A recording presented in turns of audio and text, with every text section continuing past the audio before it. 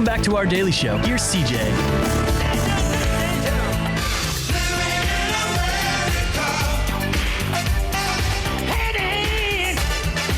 Welcome back. It is 9:22. A little bit of change right here on this 28th day of June. On July 5th, another great speaking engagement with Celebrate Recovery Alton. Chaplain Marc, Christopher, how are we doing today, guys? We're doing well. Thank you, Chris. Doing great. Thank you. Christopher. Christopher, sorry. It's been a rough morning. I don't know what it is. I kept telling people it's like with this like smoky haze going on in downtown Alton, it's like stirring up my satellite dishes. I'm not connecting right today. Got it. Yeah. So, Chaplain Marc, right off the bat, if you could, for the folks that maybe haven't followed along too closely, you've been having these speaking engagements every week, it seems like? Well, actually, it's every other week. Okay. We meet weekly at Celebrate Recovery Alton. We are located in Calvary Baptist Church's Red Brick Chapel. They're right at the intersection of Brown and Washington. And every week we meet. 1 week we'll have a lesson out of the 12 steps.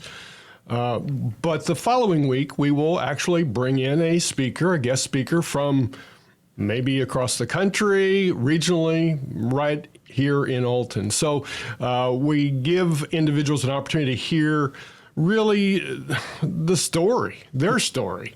Give it some direct connect with people. Yeah. Well, and with that being said, to have, somebody's story being told by that individual, not reading it through a book or not having that real connective, conversation, I'm sure it goes a long way with the group and really having these engagements. Have you felt the same way? I have. The reality is the individuals continue to dialogue with our speakers even after. That's exciting. Hey, you spoke to me, that story is just like mine, or there's some similarities there. And so, yeah, there's a great connect with our people. That's really great. And now take us through this. On July 5th, we have another opportunity with Christopher coming to Celebrate Recovery for speaking engagement. And Christopher, how's it feel to be here in Alton giving this engagement next week? It feels great. It's kind of like a coming home or welcome home to me. I spent some time over at Scott Air Force Base. And lived in that local area up until about 2016, where I moved over to Missouri, pretty much chasing after my sons because of their mother taking them over there. And that's all part of my story. I struggled a lot, and coming back to Alton, to this area, to share with individuals it's very humbling to me. God has placed me in a position now to speak to other people. We call it leaving the 99 and going after the one. If one person needs to hear my story to wake up and help them with their hurts, habits, and hang-ups, then, that's what we need to do. Without a doubt. And it's so important that you mentioned that with, coming back here on the 5th to have that connecting piece and being here in the region and knowing kind of the landscape and the look of it. I can see that being very important. And I see the Celebrate Recovery patch on your vest. Have you had experience prior, I'm assuming, with the organization? Yes, I am a Celebrate Recovery group leader with Calvary Chapel in Winfield, Missouri, which is technically just across the river, but you got to bypass around on 270. Right. You know what I've told people, not to cut you off, I said, because I worked in St. Louis radio, so the worst part of the job was getting out of town. It takes 20 minutes to get out of Alton, and then it takes 10 to get to Maryland Heights if I'm, in a good mood. Exactly. And with that, we have a program called Welcome Home. It's a small group for veterans, led by veterans. And I have most recently taken a position as a state rep for Missouri for the Welcome Home group. And now I got to ask you, did you ever see yourself maybe a couple of years ago or before the transformation? Would you have ever seen yourself in this position now? Absolutely not. I've always been a firm believer in God, but with my struggles and my addiction to alcohol, I always prayed to God when I needed him, like when I got pulled over by the police, begging him to please get me out of getting a ticket or getting arrested for drinking and driving. If you do that, I'll stop. But, and that's not what praying and having a relationship with God is about.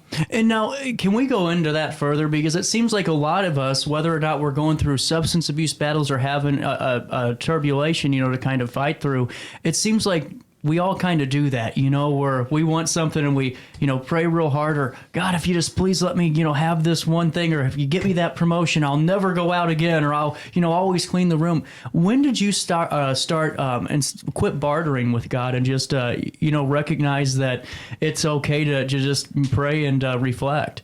So it was in the summer of 2019. I had been struggling with alcohol, and I had left the toxic relationship I was in with the mother of my sons, and I eventually got to the point where the alcohol was being too much of a struggle, and I couldn't start living a new life with it, and I quit drinking, and then I relapsed, and I struggled because my mom's health was failing. But then I finally quit drinking for good September 15th, 2019, and never looked back. Man, good for you. Congratulations. And each day is a new day and just a journey starting over. And that's just fantastic for people that are coming to this engagement to hear that story and to hear from you. I mean, it's got to be very important. And when you were in the viewers, seat, when you're listening to some of these speeches or these engagements, what were your kind of thoughts whenever if you ever had that opportunity to listen to someone's story? Did you find it easy to connect? Not all the time. You always have to connect somehow, because whether that individual struggles is the same as yours or it's not, there's always some kind of connection. Whether it was them coming up with struggles as a child, dealing with childhood family issues, I think everyone almost has that connection in some way, or coming up as a teenager, experimenting with things. But the other thing, I was a year and a half in recovery and even a CR leader before I admitted that I was a recovering alcoholic. It was a young lady who shared her testimony at our church one day, and she spoke to me. She wasn't an alcoholic by choice. She was drinking to subdue her abusive relationship from her husband. Yep. I couldn't even imagine that. Yeah, and it spoke to me. And when we went into newcomers orientation that night to orient the newcomers that were coming in for the first time, I admitted for the first time in my introduction, because we always go around and introduce ourselves and our struggles and what we're celebrating recovery from. And I introduced myself in that small group for the first time as a recovering alcoholic. And now, how did it feel to finally be able to say that out in public? Did the weight of the world lift off your shoulders, or did you still have to carry it with you? Absolutely. Myself, the female leader that we were in there with, and our ministry leader, who also was in there, who was my sponsor, we all shed tears for about 5 minutes. And the newcomers were like, wow, what's going on here? They just got hit with a dose of reality right there. Yeah. Well, and with that being said, I wanted to circle back really briefly before we go back into July the 5th. I was reading a little bit on your story and who you are, and I saw that at an early age you kind of found drinking as that coping mechanism. How early on, if you don't mind me asking, did that start? So my father always had beer in the house, and he eventually switched from buying cases to a half-barrel beer. Oh. So it made it that much easier, because I would come home from school, preteen, and take sips from the tap before anybody else got home. Oh. So, it really did. It sparked a taste for alcohol at a much too young age for me. Yeah. And just caused, problems throughout my teenage years and my adulthood. And if you're just joining us, we're talking with Celebrate Recovery Alton, because coming up on July the 5th, a very powerful speaker that's coming to the group. This is going to be a fantastic conversation, and so many going to get so much insight on this, and hopefully, really connect to it and find a way to use that to propel themselves into their next, journey in life and recovering. And with that being said, I wanted to ask you a little bit more just on, with PTSD and all of these things, because June is PTSD Awareness Month, and I know that you're a retired Air Force veteran. Did any of that come into play while you were battling through, these trials? Absolutely. The alcohol became my crutch. I was medicated through the VA, and there was times where my brain just wouldn't shut off. I couldn't turn off thoughts. I couldn't turn off haunting memories. And against what the medication was supposed to be used for, I drank, because you're not supposed to mix alcohol with Yep. some medications. But I used the alcohol as a crutch, and I would find myself, I never considered myself an alcoholic because I didn't need to wake up every day and drink. I didn't need to drink every day. But when I started drinking, I didn't have a switch to turn it off. Now, that's a great point to add on, too, because I think so many people think, oh, alcoholism's somebody that gets up from the crack of dawn, and stays up and drinks all day and goes to sleep and does it again. But it's really not the case, correct? Absolutely. Yes, I would drink to shut my brain down, and Yeah. I would find myself almost daily drinking to the point where I was tired, and then I'd go to sleep. And then I'd get up and I'd go to work and start it all over again. And the bad part of it was I was working at the same VA hospital I was being treated at the time. Wow. Wow. And that's a little bit of a tough tightrope to walk there on that, Yes. too. And now with that, have you had, because with what you just said, I feel like so many people can resonate with that because they probably do the same thing where they, go to work, everything's great, but then they can't stop the drinking once they get home.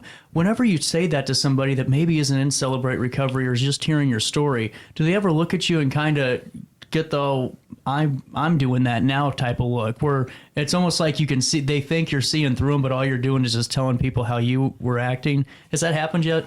Yes, I actually have some close friends of mine that felt the same way. They never saw themselves as an alcoholic. Because they didn't need that alcohol every day. Just when they started, it couldn't stop. Wow. That's just incredible. And Chaplain Marc, to have a speaker like this is going to be a very powerful conversation. And whenever you bring these speakers in, what's the group kind of look like? How does that engagement flow? Well, we have a meet and greet on the front end. Generally, doors open at 6:30. This next Wednesday night, the 5th, will actually open at 6. We monthly do a snacks at 6, so it's just a little bit longer meet and greet time. Large group meeting, our full meeting starts at 7. That's the hour in which Chris will share his story, his recovery story. And then immediately following that, we have what we refer to as open share or small groups. So it's gender and topic specific small groups that break out. And in that large group, we're going to have the opportunity to hear Chris's story. We're going to have the opportunity to celebrate with those that desire to celebrate milestones and markers, anniversaries with coins and chips. And we'll also have an opportunity to hear the 12 steps read. We are a faith-based 12-step. If you're familiar with the AA 12-step, the original writer of the AA program of the 12 steps were two Christians, Bill and Bob. They had scriptures on each one of the steps. At some point, they had a lot of individuals coming for sobriety, but not recovery. They wanted to stop drinking or drugging or whatever, but they weren't sure about this God thing. They weren't sure that was the direction they wanted to go. So it was watered down. They took the scriptures off, and Celebrate Recovery has put them back on. Well, our approach here is to bring individuals to God, not to some doorknob. Exactly. And that's what I was going to ask you. I can only imagine how many folks come in that really need the help and they're going through this that maybe don't have any faith, or they did and they just feel like, God ain't there. How is your role in Celebrate Recovery to kind of assure them, or at least show them some of those guiding lights that, hey, there is somebody here for you and it's okay to have faith? And is it a kind of a scary moment for somebody to take that step off the bridge and put yourself in God's hands? Is that scary? Is that a fearful thing? Well, actually, I don't see it as being that. Okay. In fact, some of our strongest supporters are individuals that came up through AA. Wow. AA doesn't talk about God. Right. They mention God in their 12 steps, Right. the God of our own understanding, but they don't elaborate on who is Jesus and where did God come from and what can he do for us, and his Bible, his word. What is all that? And they know there is a higher power. They know there is something greater than themselves, and they want to find him.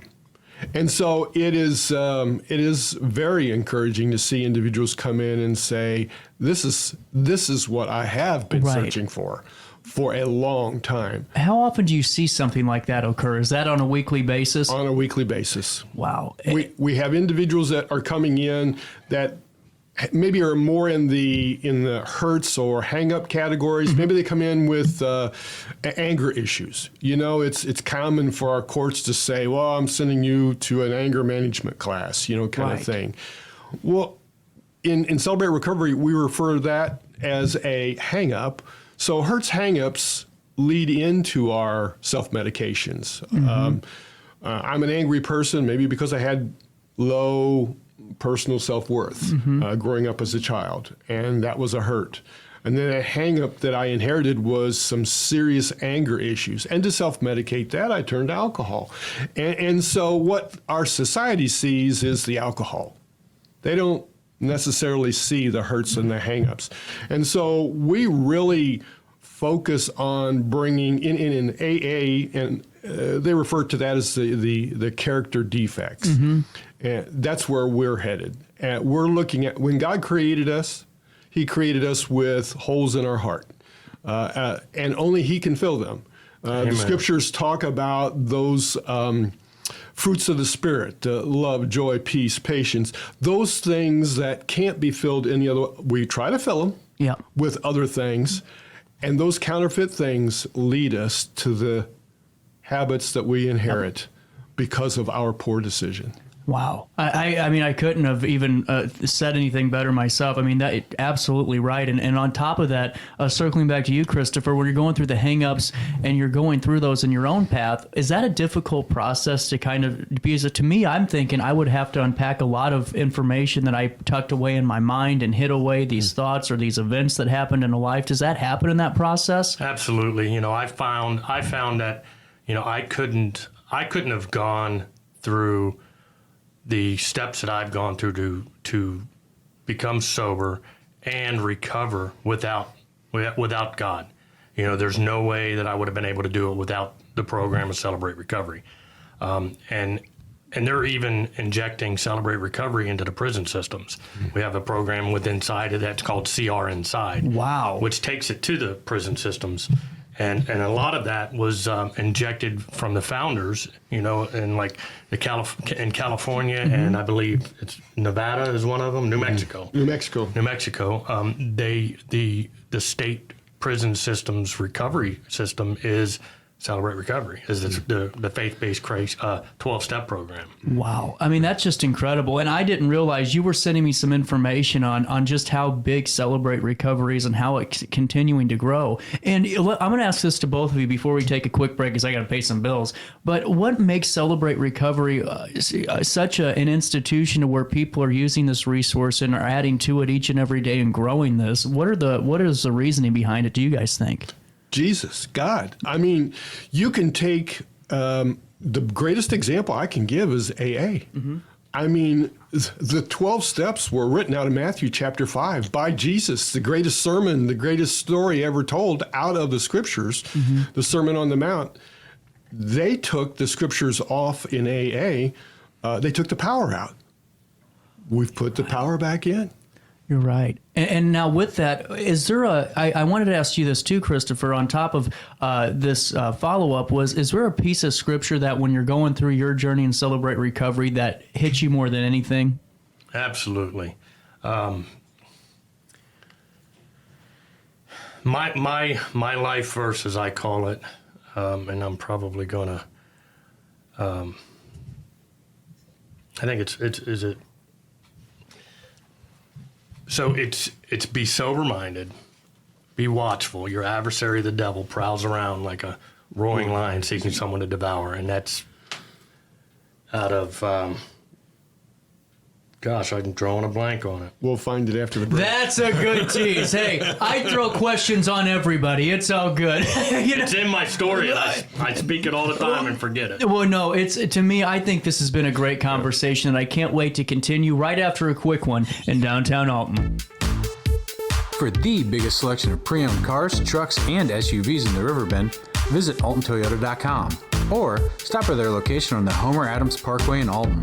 Winner of the prestigious President's Award, Munganast Burkhardt Alton Toyota knows how to treat their customers, and they will help you find the vehicle that is perfect for you. For years, Munganast Toyota has been a fixture in the Riverbend, and now Munganast Burkhardt carries the tradition. New name, but the same great service you've come to expect.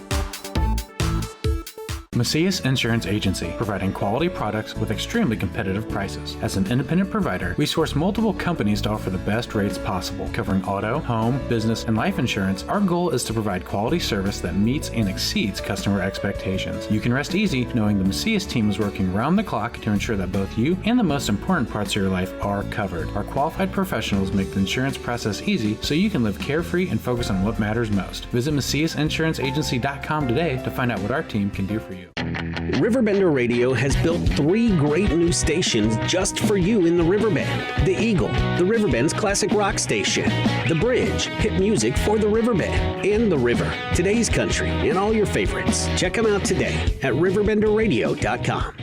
Are you in the market for new flooring? Look no further than Ed Eagles Discount Carpet. Ed Eagles has an enormous inventory of carpet, tile, vinyl, and hardwood with professionally trained carpet installers that will treat your project and home with the utmost respect. Lowe's and Home Depot can't even compare. Our discounted prices regularly beat out the big box stores. Stop by today to have your new flooring ready for the holiday season. Ed Eagles, quality carpet, tile, vinyl, and hardwood at discount prices, located on Humbert Road in Alton. You won't find a better health club than Nautilus Fitness Center. More cardio, more free weights and equipment, more classes, a swimming pool, and more.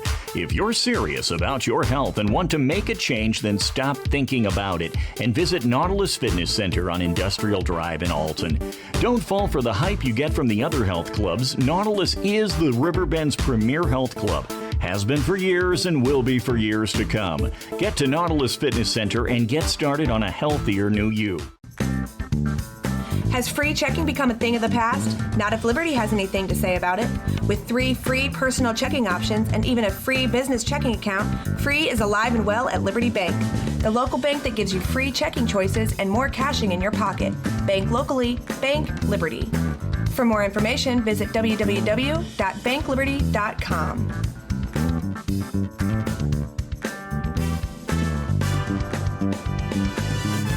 I set the thermostat so my house would be warm when I got home from work, but the kitchen is still cool. At Barrett Heating and Cooling, we stand behind every Lennox system we sell.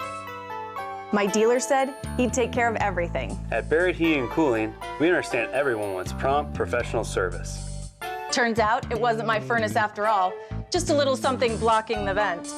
Pretty smart dog if you ask me. For service you can count on, call Barrett Heating and Cooling. Lennox, innovation never felt so good.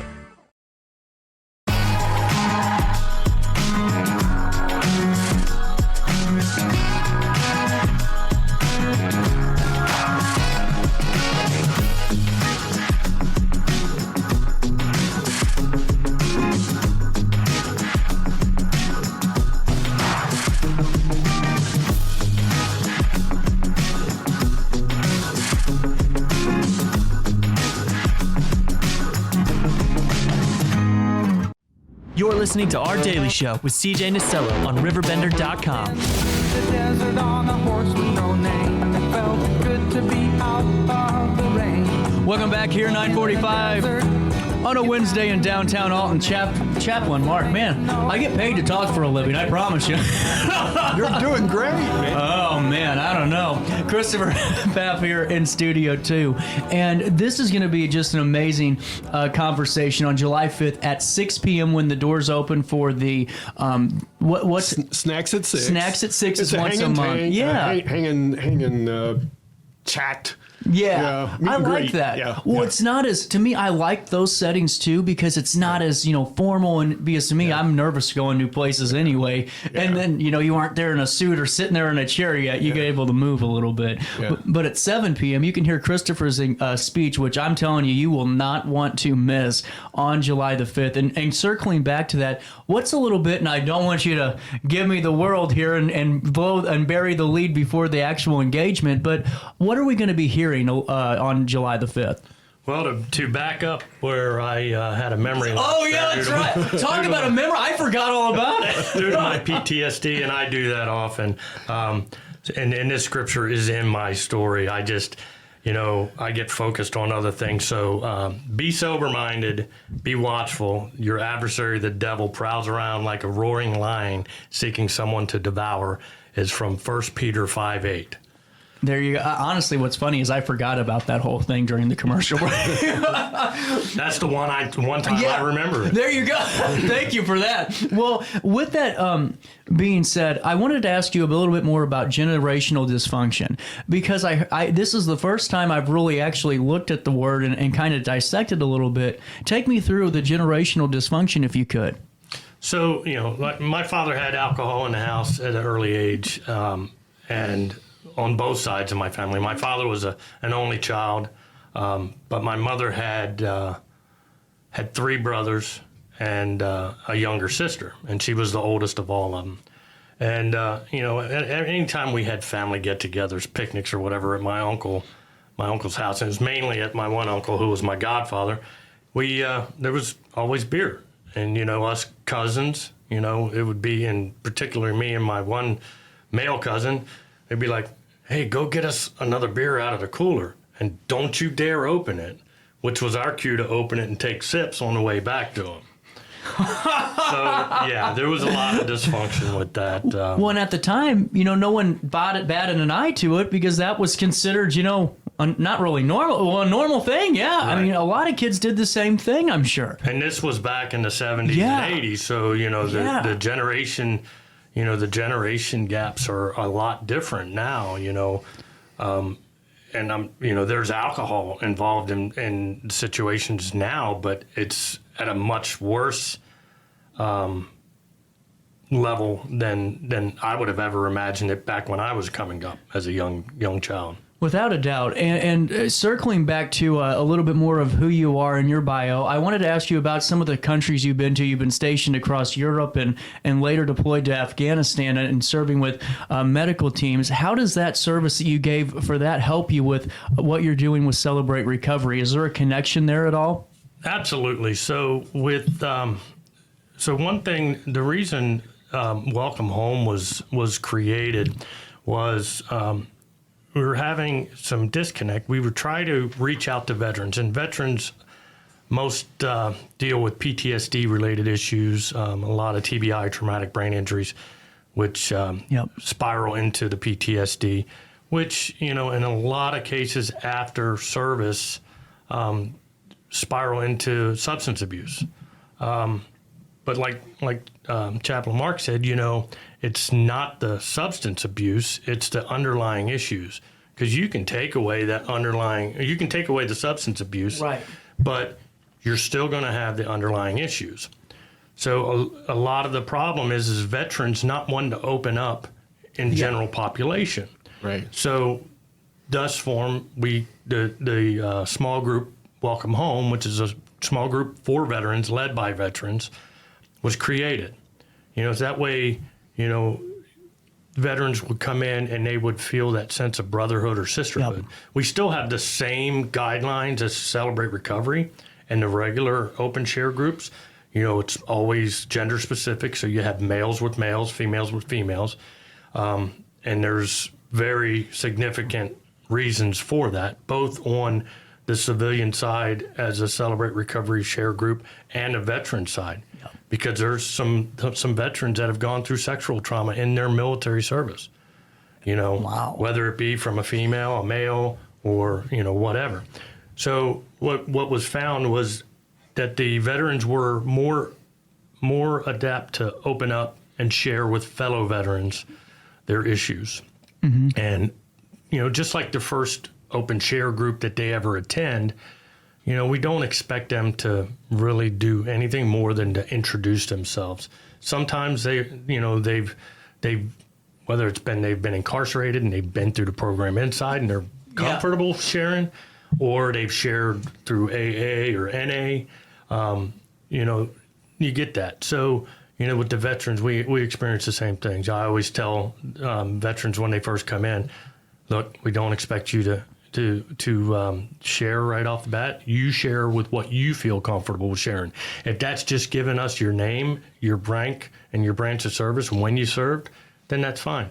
But we find that in that veteran setting that they're more able to communicate and connect quickly and share that. And now, with that being said, whenever you were starting the process with Celebrate Recovery, was that an obstacle that you ran into a little bit? Okay, that's what I was wanting to know. Absolutely, yeah. So my Celebrate Recovery that I'm a group leader at, we started Welcome Home last September. Mm-hmm. So this September we'll be celebrating a year with that.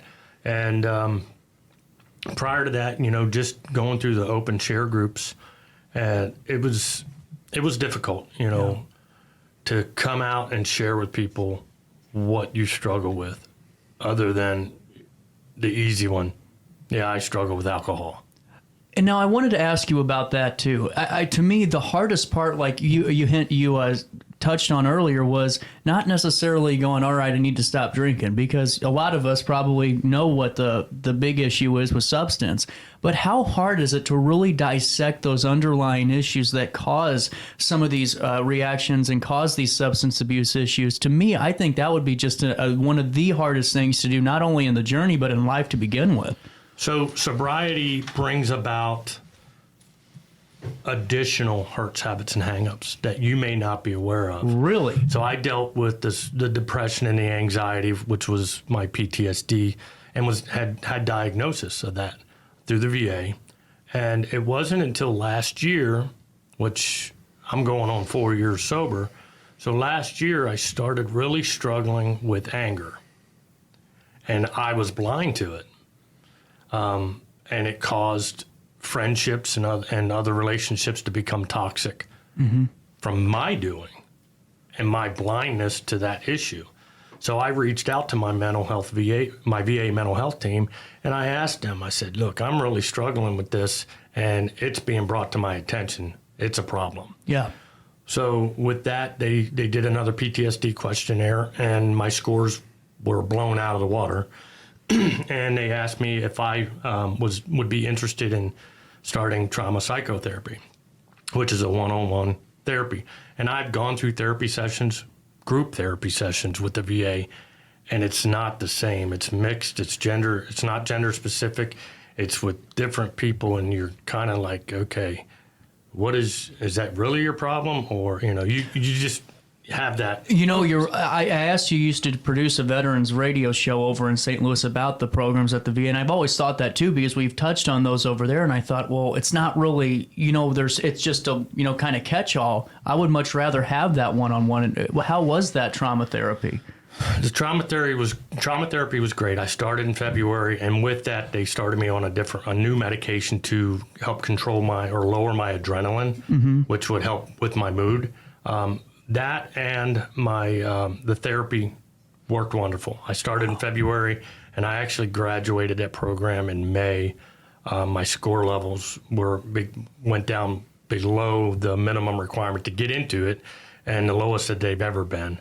Wow. It's not easy. It's still a daily process of retraining your brain to deal with things like this year will be the first time I'm going to go physically sit at a fireworks show. I've not been able to do that in some years because of my PTSD. Man, good for you though that you're able to do that. You're going to, yes. Man, congratulations. And a lot of the reasons why I was able to graduate that program so quickly was because I was out sharing my testimony 2, sometimes 4 times a week. Yeah. Between Illinois and Missouri, different Celebrate Recoveries, and part of my story is the things that I struggled with. So there's little bits and pieces in there. So not only was I doing my homework and the therapy, but I was also doing additional homework. That's what I was going to ask you. Is with that, it went hand in hand. I was kind of leading into that. Absolutely. That's incredible. And without God being injected into this, I would not be able to be sitting here where I am today and talk to you about it. Without a doubt. And by the way, if you're just tuning in, you missed out on a hell of a conversation. We'll be available on demand at RiverBender.com/daily show. But I wanted to circle back to Chaplain Marc really briefly as well. We have about 4 minutes left in the hour. Sure. Time's flying when you have a good conversation. Yeah. We were talking about Madison County Jail or Corrections. And now Celebrate Recovery is utilized there, correct? Yes, Chris had shared earlier the Celebrate Recovery Inside, or CR Inside, and we are actually carrying that 12-step study into the jail, Madison County Jail. I serve as a chaplain for the department, and we've got some individuals working on Sunday afternoons, 1 to 4:15, and then we've got some individuals coming in on Saturday mornings. But the ability to connect with individuals, I hate to say you've got a captive audience, but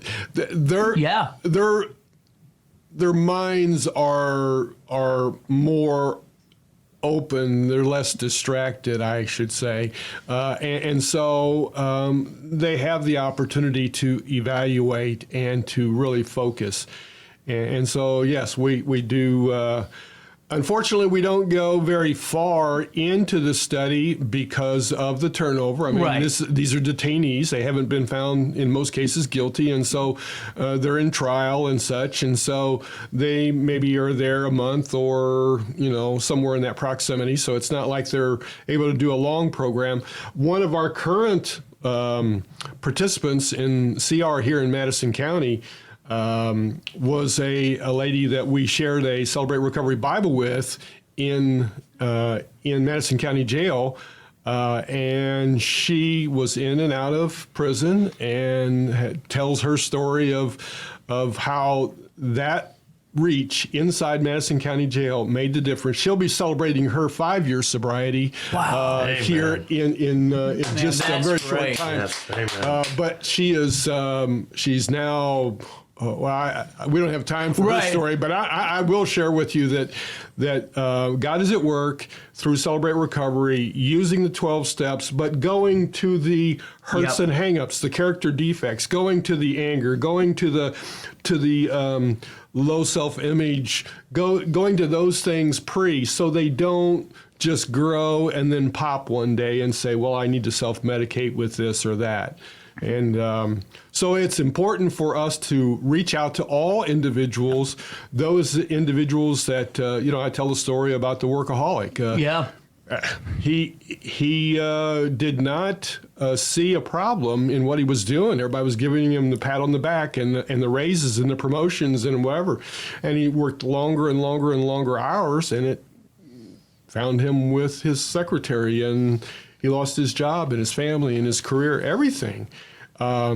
Because he had low self-worth, and he needed that approval, and he was getting it, and he was working for more of it. And so those individuals are coming to Celebrate Recovery. Individuals that are struggling with all kinds of character defects are coming. So that's a great note as well. So if somebody that's watching this, or whether it's live or on demand, if they go, well, I don't really consider myself an addict of alcohol or an addict of drugs. There's still all types of foundational issues that can be addressed in Celebrate Recovery. Yes. As Chaplain Marc mentioned, we in Celebrate Recovery, we don't discriminate. You brought up my vest earlier. Yeah. So there's also within Celebrate Recovery, we have a motorcycle. It's not a motorcycle mission or a motorcycle ministry, but we have what's called Broken Chains JC, Broken Chains Jesus Christ. We are a fellowship of bikers or motorcycle enthusiasts who have found healing through the power of Jesus Christ through the program of Celebrate Recovery. So we are a branch off. So we reach out to the bike community.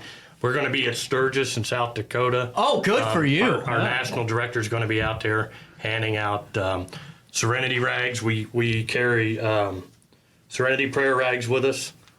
So when we encounter somebody that's struggling with a hurt, habit, or hang-up, it has the full Serenity prayer on it. Has our website for CelebrateRecovery.com and BrokenChains.com. Wow. I mean, this is just incredible. And I could talk to you guys all show. I mean, we could have done a 2-hour show just on Celebrate Recovery and your speaking engagement on July the 5th at 7 p.m. But I want to just, before I let you guys go, for Welcome Home, how can people reach out? Local veterans that really want to learn about this group, is there a way they can do that? So, yes, they can go to Celebrate Recovery, the website, and type in Welcome Home. And or they can also go to we have an app, Celebrate Recovery app, or they can go to CelebrateRecovery.com and go and find a Celebrate Recovery near them. And I always encourage them to find one that's close to them. And that first one that they try may not be the right fit for them. Right. You know, so I encourage them to try to go to different ones to see if that one just didn't connect to them. You know, try the next closest one and go to them. Yeah. And they're on different, you know, most of them are on different nights, so we don't step on each other's toes.